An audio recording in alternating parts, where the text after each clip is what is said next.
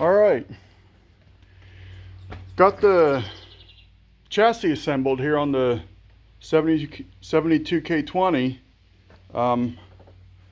This morning I put these U-bolts in here for the front axle, and I couldn't get those things in for nothing. They were about a 1/4 inch too narrow, and I couldn't give them wrap up around the axle tube and put this plate on.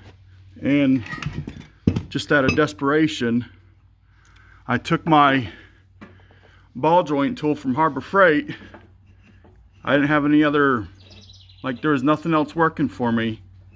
And I put that in there and I squeezed them together with the impact, and I was able to get the U-bolts to close enough to fit in here.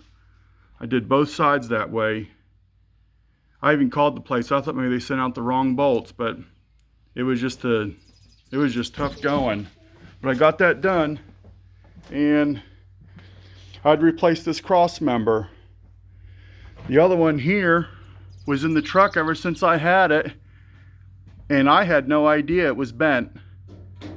It had been bent for a long time, ever since I had the truck. What made me figure that out was I got this steering box brace from Off-Road Design, and the steering box brace is supposed to sit in there like that and provide support for the frame at the steering box for flex. And with that piece in there, there was no way it was going to work. So I discovered that this crossmember was bad or bent, so I cut the pop rivets, popped them out, took this one out of a parts truck, and primered it and painted it and bolted it in with grade 8 hardware.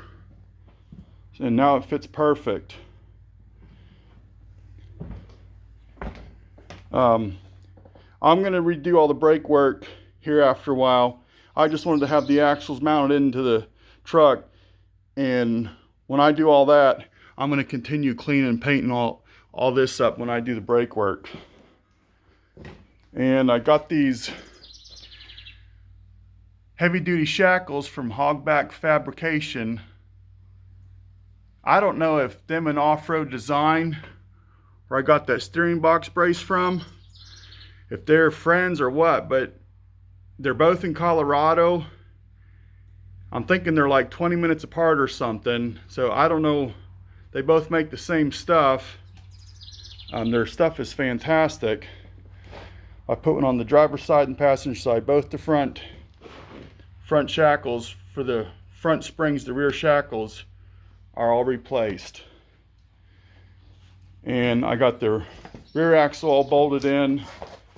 I switched it to a GM 14 bolt full float 1-ton rear, and so I had to get some different hardware because I was going from the 72 axle. I wanted a bigger axle in, and so I had to get different U-bolts than what the lift kit came with.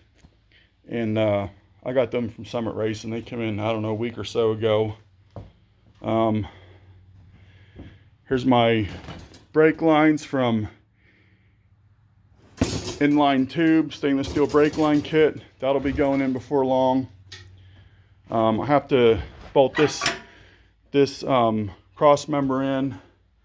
I got to clean up the transmission cross member, and I put the engine cross member in just kind of support the frame when I took that cross member out. It still needs cleaned up and painted.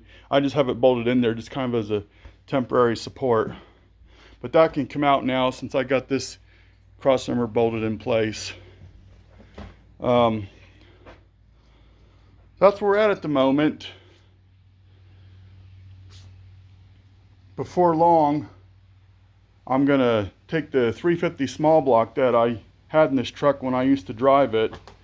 I'm wanting to get AFR heads and a cam from Comp Cams, their Extreme 4x4 cam. Just get the best amount of power I can get out of a small block 350. I'm not trying to make real big numbers or whatever. There's an engine shop back the road from me. Well, there's actually 2 engine shops back the road.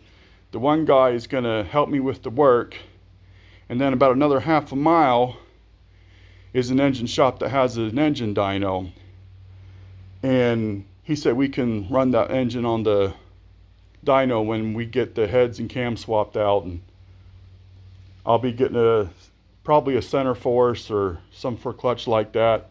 I'll be putting the 4-speed SM65 Muncie 205 transfer case back in. I painted a bunch of other parts for the frame. Just all the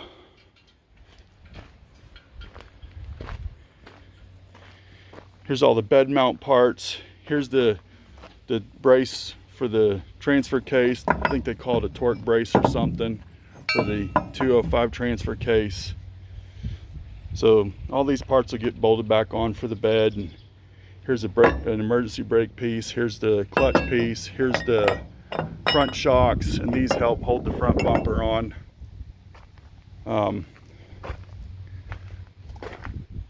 That's where we're at with it. It's coming along. Before long, I'll just have to focus on the engine, because once I get these few little other things done to the frame, and even get the brake lines in, then it's going to be time to put the engine in. Well, that'll be the next step. So that's where I'm at with it. Nice day out here to be working on the truck. But yeah, I was really stumped for a bit about clamping up them U-bolts, but I got it done. I see my phone's fixing to run out of room here.